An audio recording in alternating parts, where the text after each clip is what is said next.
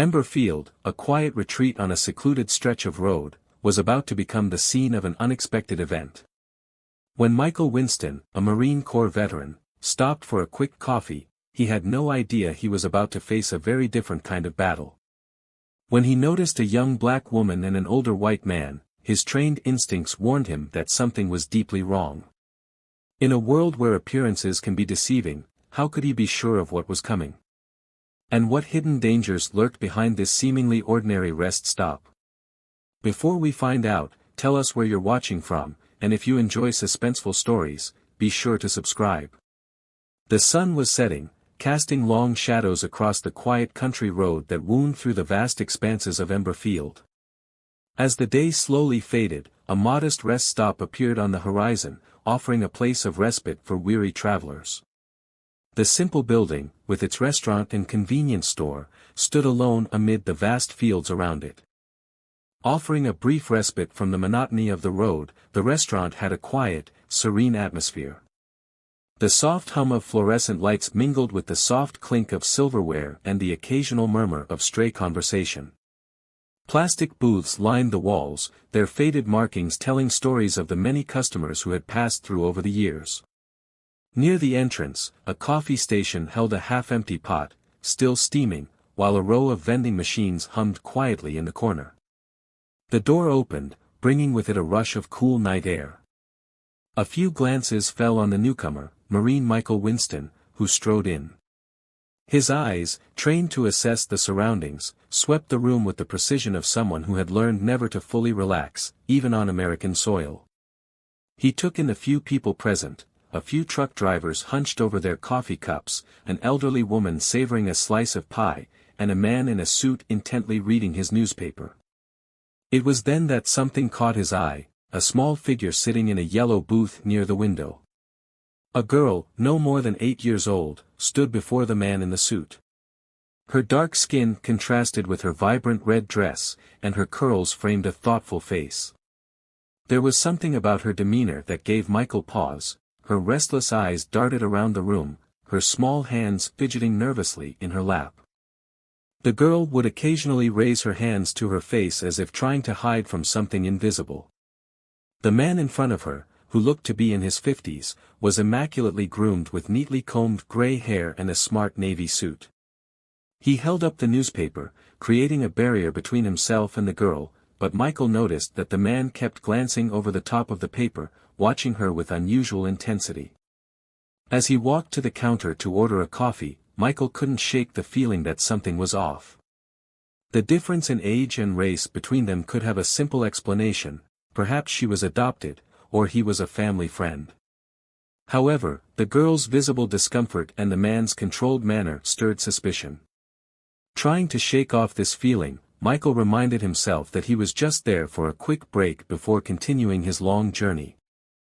Still, as he waited for his coffee, his eyes returned to the strange pair. When Michael and the girl's gaze met for a brief moment, a shiver ran down his spine. There was something in the depth of the child's expression that spoke of more than just shyness.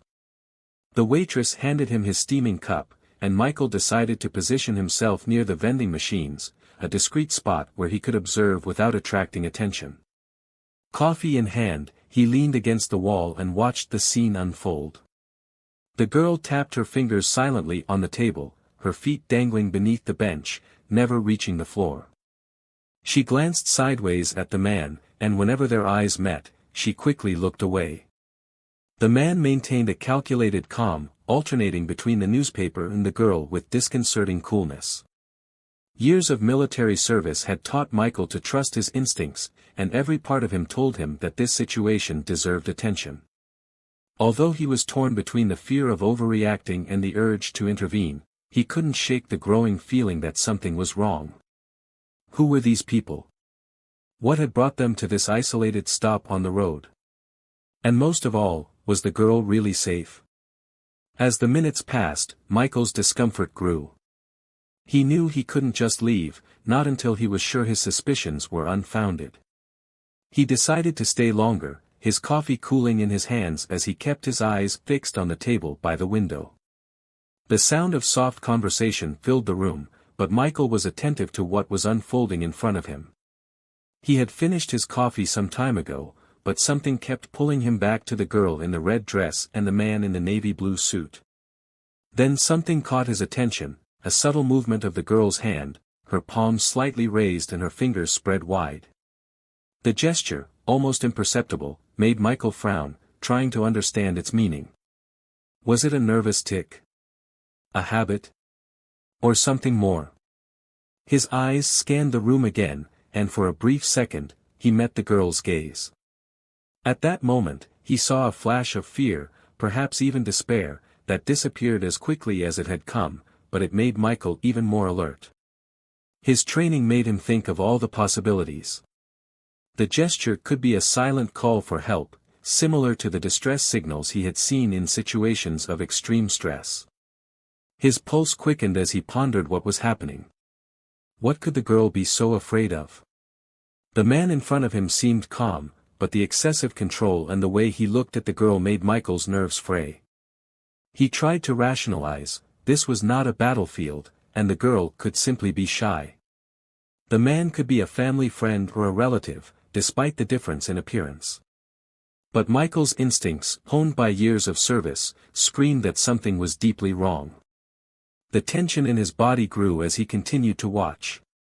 Michael noticed how the girl seemed to shrink back every time the man looked at her, her movements becoming rigid and controlled.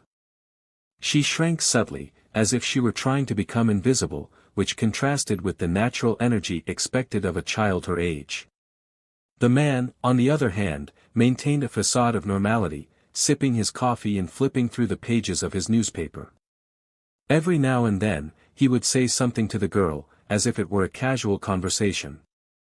But Michael could not shake the impression that it was all forced, or rehearsed behavior that masked something darker. As the minutes passed, Michael felt increasingly torn. Should he intervene and ask if everything was okay? What if he was misreading the situation and ended up creating a problem unnecessarily? The pressure of this decision weighed on him. His military instinct told him to act, while his civil reason warned him to be cautious. He decided to wait a little longer. If the girl repeated the hand gesture or gave some other sign of distress, he would act. Until then, he would remain alert, ready to act at any moment. Stuck between action and inaction, Michael couldn't help but think about the unexpected twists and turns of life. Just days ago, he had been in a war zone, dealing with clear threats. Now, back home, he was embroiled in a different kind of conflict, where the lines between right and wrong were much more blurred. Time seemed to drag as he remained alert. The initial adrenaline was fading, giving way to a constant tension. Knowing that he couldn't stay there indefinitely with an empty cup of coffee, Michael made a decision. He walked over to the counter and ordered something to eat, justifying his stay. As he waited for his order, he noticed a subtle change in the girl's demeanor. She was standing still, her hands resting on the table, and the hand gesture that had so caught his attention earlier was no longer there. The man leaned forward and murmured something to her. The words were inaudible, but the effect was immediate. The girl stiffened, her shoulders hunched as if she were trying to make herself even smaller. The man's eyes were fixed on her with a disturbing, almost predatory intensity that was completely at odds with his calm, collected appearance. As the waitress brought his food, Michael tried to convince himself that he was overreacting. Maybe he was just reading threats where none existed. This was a public restaurant, after all. But no matter how hard he tried to rationalize, the feeling that something was deeply wrong remained. The girl's silent gesture of anguish and the stiffness in her body continued to hammer at Michael's mind. As he picked up his food, ready to leave, he felt trapped. His instincts screamed that something was wrong, that this girl needed help, but uncertainty clouded his judgment. If he was wrong, he might end up causing an unnecessary commotion. Yet as he stood there, indecisive, with a sandwich in his hand, he couldn't bring himself to leave.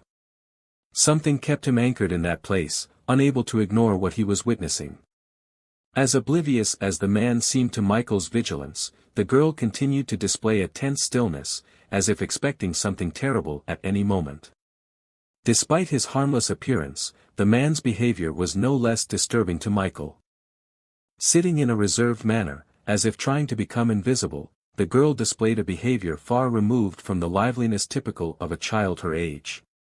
The man, on the other hand, maintained an appearance of normality. He sipped his coffee, leafed through the newspaper and made brief conversations with the girl, seemingly unconcerned. However, to Michael, everything seemed carefully staged, as if there was something more sinister behind the facade. As time passed, Michael struggled with his intuition. Should he approach and ask if everything was okay? What if he was mistaken, causing an uncomfortable situation unnecessarily? Doubt consumed him, his military training pushing him to act, while civilian logic advised him to be patient. He decided to continue observing, ready to intervene at the slightest sign of danger. If the girl repeated the gesture that had caught his attention earlier, he would not hesitate. As he waited, the atmosphere around him seemed to slow down. The initial adrenaline gave way to a persistent tension. Feeling that he could not remain there indefinitely without arousing suspicion, he went to the counter to order something. "I'll have a sandwich and some appetizers," he told the waitress, his voice firm but controlled. As she prepared the order, Michael glanced back at the table. Something had changed. The girl, who had been restless before, now seemed even more withdrawn. The man leaned in, mumbling something that Michael could not hear, but the effect was immediate. The girl's body shrank even more, her shoulders tensed as if anticipating something bad. Michael frowned. There was something in the man's gaze that bothered him deeply, a kind of disturbing possession that clashed with his calm demeanor. When the waitress returned with the food, Michael questioned his suspicions. Perhaps he was seeing things that were not there, a result of his military experience. After all, they were in a regular restaurant, in plain sight. It could just be a family with a shy child. But no matter how hard he tried to rationalize, he could not shake that uncomfortable feeling. Taking his order, Michael hesitated. His instincts screamed that something was wrong. If he left now and something happened to this girl, he would never forgive himself. But what if he was wrong? He would be about to cause an unnecessary scene. However, he knew he couldn't just turn his back. As he prepared to leave, he glanced over his shoulder one last time. It was then that time seemed to stop. The girl raised her hand again, fingers spread in a gesture of clear desperation. Her eyes, filled with fear, met Michael's in a silent plea. In that moment, everything made sense. This wasn't just a shy child, there was something deeply wrong here. All of Michael's hesitation disappeared. Urgency took hold of him, and his military training made him alert. He could no longer ignore what he had seen. The girl needed help, and he was the only person at that moment who could do something about it. Letting go of the doorknob, he straightened, his decision made. He couldn't leave this behind. As he walked back to the restaurant, his mind was racing, planning his next steps. He knew he couldn't act impulsively. He had to assess the situation closely, without rushing into anything that would put the girl in more danger. His eyes remained fixed on the girl as he walked forward, searching for signs of immediate threat. The man, seemingly oblivious to the tension, kept his attention on the newspaper, but there was a stiffness in his shoulders that suggested something restrained and dangerous.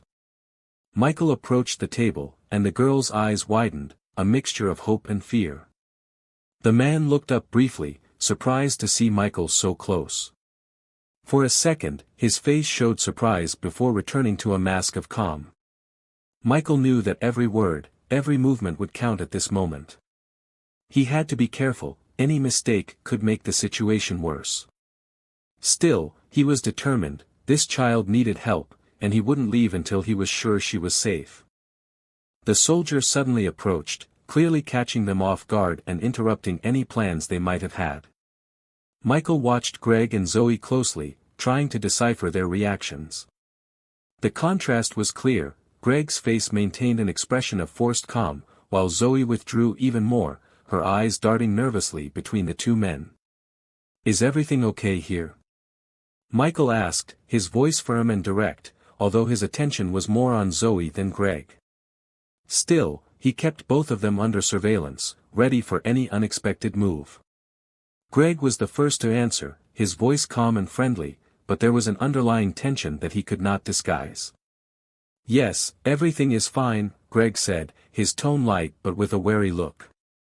"We're just taking a break. Is there a problem, soldier?" The question, although polite, contained a slight provocation, as if trying to gauge whether Michael suspected something. But Michael did not allow himself to be distracted. He turned back to Zoe, softening his posture a little, and bent down to the girl's level. "Is that true?" he asked gently but firmly, as he searched her face for any sign that would confirm or dispel his suspicions. Zoe hesitated, her eyes going from Greg to Michael. For a moment, she seemed paralyzed, torn between fear and hope of being saved. After a quick glance at Greg, she finally nodded, stiffly and almost mechanically. "Yes," she whispered, her voice barely audible. The hesitation in her answer only increased Michael's uneasiness, who nodded slightly, taking a step back, apparently satisfied. He turned and walked towards the door, as if he were about to leave. Greg, however, called out to him. "Thank you for your service," he said with forced cheerfulness, trying to maintain an appearance of normality. Greg's smile was polite, but his eyes didn't reflect it. Michael, however, wasn't fooled. As he headed toward the exit, all his instincts were on alert. Zoe's hesitation and Greg's controlling attitude only confirmed his suspicions, something was wrong. As he left the restaurant, Michael breathed in the cool night air. The parking lot was quiet, with a few scattered cars reflecting their headlights. He walked casually toward his vehicle, but inside, he was far from relaxed.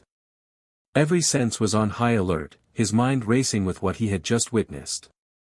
When he reached his car, he didn't get in. Instead, he positioned himself strategically, where he could see the restaurant's exit. With quick, precise movements, Michael picked up the phone and dialed 911, never taking his eyes off the scene.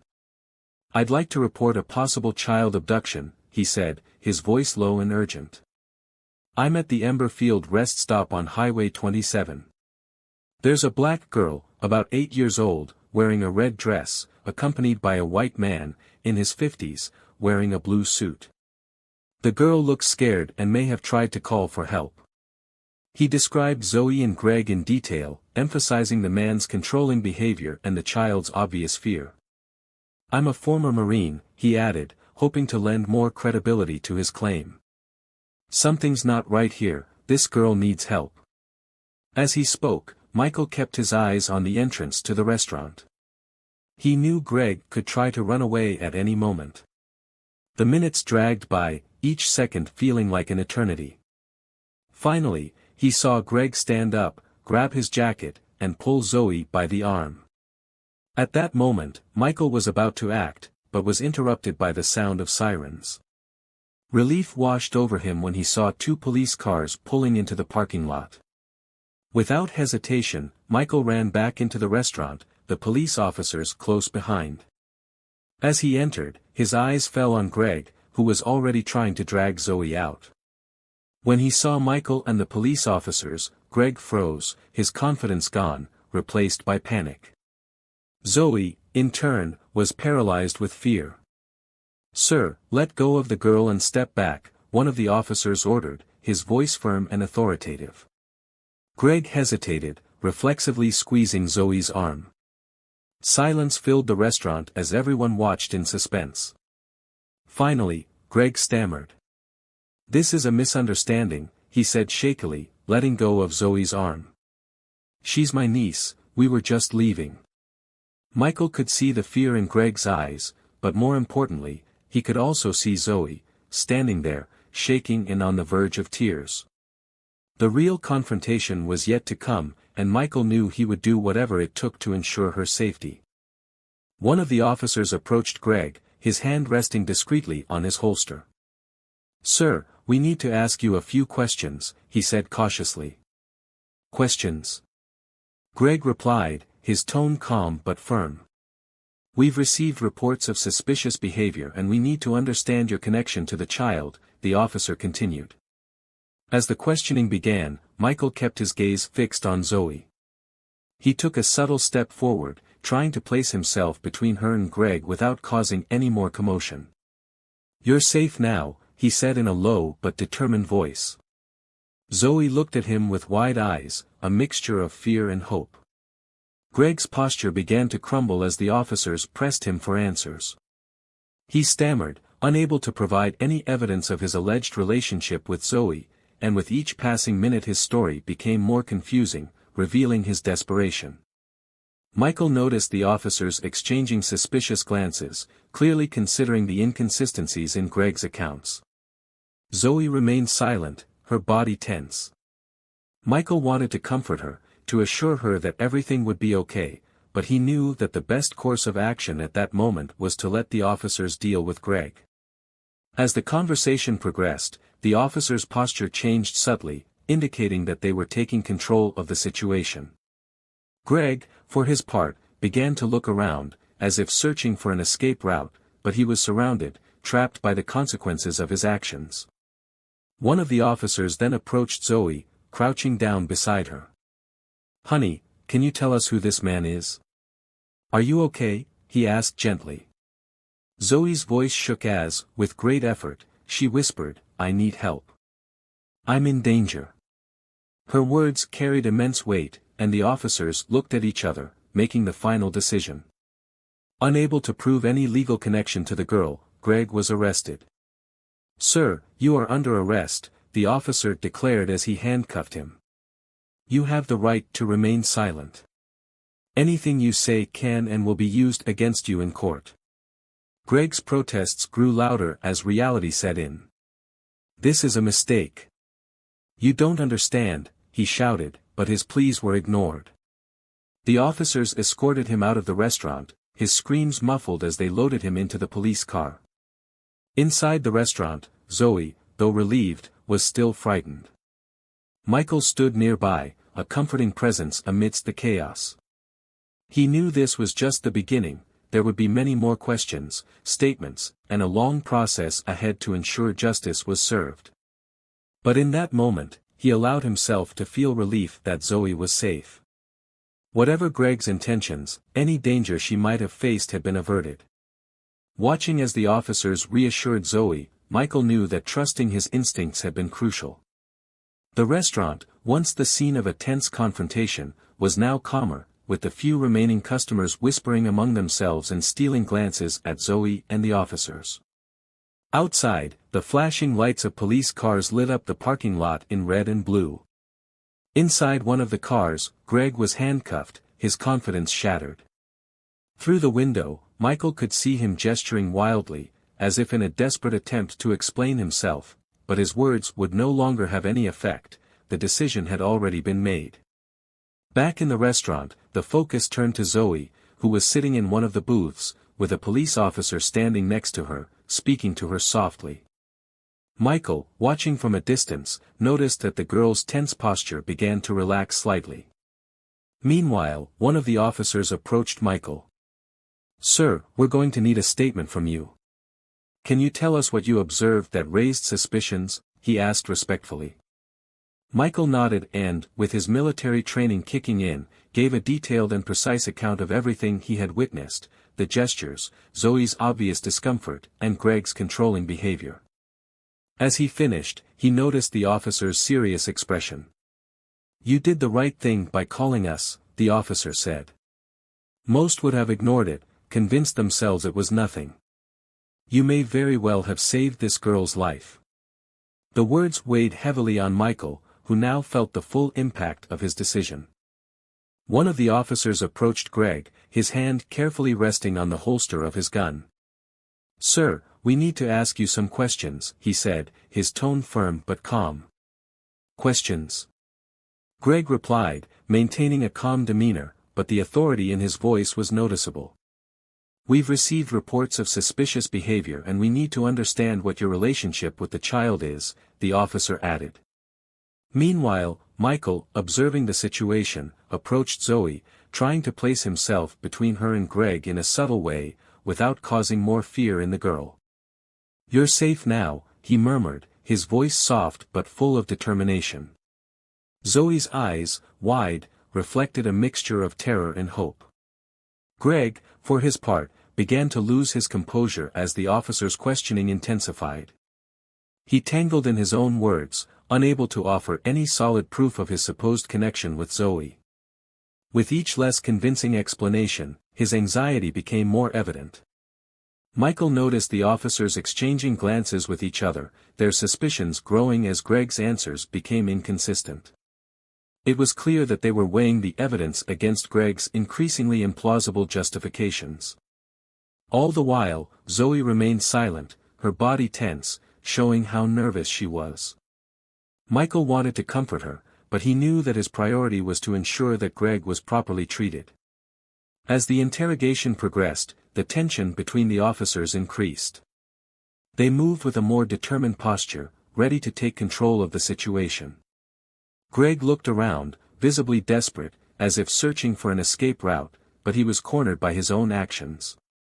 Finally, one of the officers approached Zoe and, crouching down to her level, asked softly, "Honey, can you tell us who this man is for you? Is everything okay?" Zoe's voice shook as she whispered, "I need help. I'm scared." Every word seemed to be a struggle against the terror he felt. With this confession and Greg's inability to prove any legitimate connection, the officers made their decision and proceeded to arrest him. "Sir, you are under arrest," the officer declared, beginning to handcuff him. "You have the right to remain silent," he continued, as Greg protested louder and louder in a futile effort to defend himself. As Greg was led away, his screams were drowned out by the noises of the street. In the restaurant, Zoe, though relieved, still looked frightened. Michael stood by her side, a steady, reassuring presence amidst the chaos. He knew this was just the beginning. There would be many more questions, statements to be made, and a long process to ensure justice was served. But for now, he allowed himself a brief relief: the girl was safe. Regardless of Greg's intentions, any danger Zoe might have faced had been averted. As Michael watched the officers tend to Zoe, he realized that his decision to act when others might have ignored the situation had made all the difference.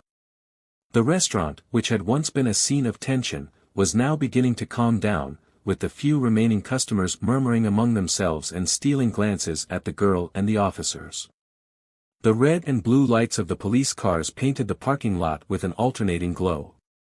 Inside one of the vehicles, Greg sat, handcuffed, his previously confident posture now crumbling.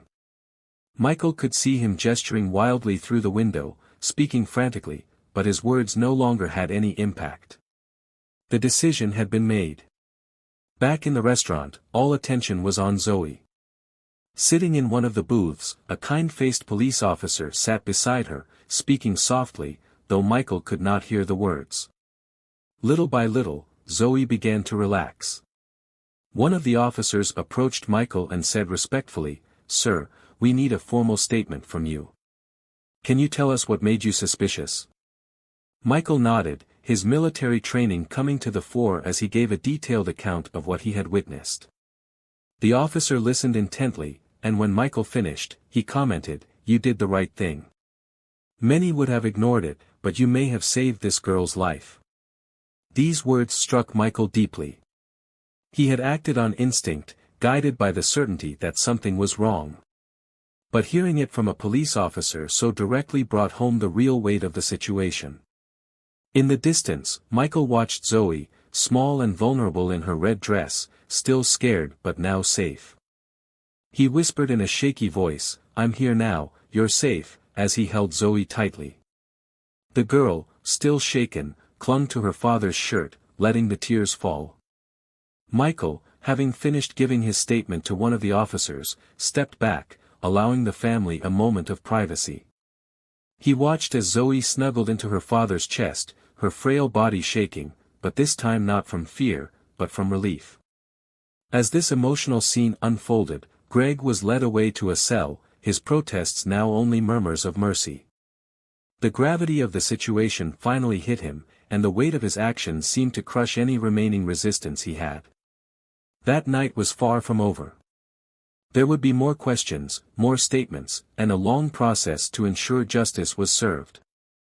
But in that moment, seeing Zoe safe in the arms of her real father brought a sense of closure to the harrowing events. Michael felt relief wash over him, knowing that trusting his instincts had been the right decision. As he watched the scene unfold, he reflected on how life can take unexpected turns. What had started out as a simple coffee stop had turned into a dramatic and potentially tragic situation.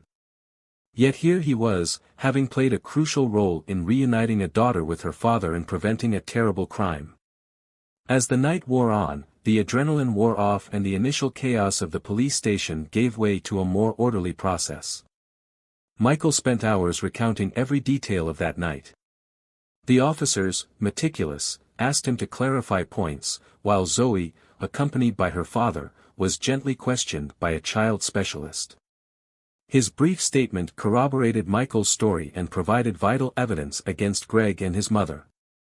As the formal proceedings neared their conclusion, Zoe's father approached Michael, his eyes red with exhaustion and emotion, shining with gratitude. "I can't thank you enough," his father said, his voice breaking. "You saved my daughter. I don't know what would have happened without you." Michael humbly shook his head. "You don't have to thank me. I just did what I was trained to do, on or off duty. Protect people, especially children." His father, however, would not accept that answer. "I owe you this. You saved her life, and I need to repay you somehow." Michael tried to deflect the compliment, insisting that he had only done what anyone would do in that situation. But his father was persistent. "At least let me invite you to a barbecue. You're part of our family now," he said with a sincere smile. "Besides, I need to tell you more about Zoe's mother and what was behind all of this. There's more to the story than you realize." Despite Michael's initial hesitation, he eventually accepted the invitation, a slight smile playing on his lips. "Okay, I'll go." Michael's acceptance brought relief to his father, symbolizing a connection that went beyond what it first seemed. A bond forged by crisis and gratitude. As they prepared to leave, a commotion filled the station. Greg was being escorted to the temporary holding cell, and as he passed, his eyes met Zoe's father's. The mood in the room grew tense. Maintaining his composure for the sake of Zoe, who was now asleep in a nearby chair, his father stepped forward. His voice was low but charged with intensity. "You and she are not going to get away with this," he said, referring to Zoe's mother. Greg, pale and defeated, fell silent, his confidence completely shattered. His father continued, his voice firm, "You thought you could take her from me, but you are wrong. There will be a battle, and you will both understand what that means. She is my daughter, and I will not let her be hurt." Greg remained silent, finally absorbing the gravity of his actions and their consequences. He knew that Zoe's father would not rest until justice was served. The realization of his reality drained any remaining resistance he might have had. Without waiting for an answer, Zoe's father walked away, returning to his daughter's side, where his face softened as he approached her. The anger he felt toward Greg did not show in his interactions with Zoe. As dawn began to light the windows of the police station, Michael prepared to leave. He exchanged contact information with Zoe's father, promising to attend the barbecue that weekend. As he left the police station, Michael couldn't help but think about the story behind Zoe's mother and the circumstances that led to that desperate attempt to take her. He knew that in a few days, during the barbecue, he would learn more about what had truly brought them together that night at the rest stop. The sun was high when Michael arrived at the barbecue. The aroma of grilled meat mixed with the sound of laughter and conversation in the backyard of Zoe's father's house, creating an atmosphere of normalcy that contrasted with the dramatic events of the past few days. With a cold drink in hand, Michael watched the festive scene, feeling a little out of place, like a stranger in the middle of a familiar story. His eyes fixed on Zoe, who was playing with other children, laughing happily. It was hard to believe that this same little girl, now full of life, was the frightened child he had encountered at the rest stop. The sight made her smile. "It's good to see her like this, isn't it?" Zoe's father's voice interrupted her thoughts. Michael nodded softly. "She seems very happy." Her father nodded, his face becoming serious. "You know," he began, his voice lowering, "I never thought we would end up in a situation like this. Life is full of unexpected twists and turns." He paused before continuing. "I'm so grateful you were there that night. There's more to this story that I need to tell you." Michael's curiosity was piqued as Zoe's father led him to a quieter corner of the yard, away from the hustle and bustle. "There's something you should know," his father began, looking toward the house where Zoe was playing. He explained about the bitter custody battle, the concerns for Zoe's mother's stability, and the court's decision to grant him full custody. "She didn't take it well," he said, shaking his head. "There were threats, but I never imagined she would actually try to take Zoe." His voice grew quieter. "The police found evidence that they were planning to leave the country. If they had succeeded, I would never have seen her again." The shiver that ran down Michael's spine was inescapable. He realized how much his decision to act had changed Zoe's fate. His father took a deep breath and, with emotion in his eyes, looked directly at Michael.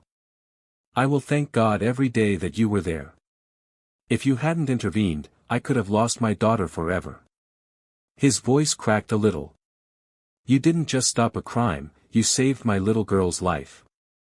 There's no way I can repay you for that." Michael, ever modest, shook his head. "I did what anyone should have done," he replied, but he felt the weight of his father's words. The barbecue went on until late afternoon, and little by little, Michael stopped feeling like a guest. He had found a connection with this family. As the evening went on, his father toasted Michael, and for the first time in a long time, he felt genuine peace. The good food, the laughter, and the new friendship filled the hours. Zoe, with a shy smile, ran up to them, holding a ball. "Look what I can do," she said, before throwing it in the air and catching it again. Her smile was a reminder that, finally, things were okay again. As the sun set, casting long shadows across the yard, Michael reflected on how his impulsive decision to act at that stopping point had changed more than just the course of a tragedy. He had found a new human connection, something bigger than himself. As he said goodbye to Zoe and her father, a sense of closure washed over him. The rest stop was behind them, and with it, a new chapter was beginning. Michael knew that the future for Zoe and her father would not be without its challenges, but he was also certain that they both had the strength to overcome them. As he headed to his car, he looked back once more, seeing Zoe waving from the porch with her father's hand resting on her shoulder. The scene symbolized family security and togetherness. Even though he was leaving, Michael felt that he would somehow remain connected to this family. As he mentally relived the events of the past few days, from the tense moment at the rest stop to the light-hearted atmosphere of a backyard barbecue, he reflected on how life can take unexpected turns and how a simple decision can change someone's reality. The experience had been a powerful reminder of the importance of trusting your instincts and the impact that each person can have on the life of another. If this story of courage and helping in critical times touched you as it did us, we have another inspiring story that will surely move you. Don't miss it. Click here to watch next.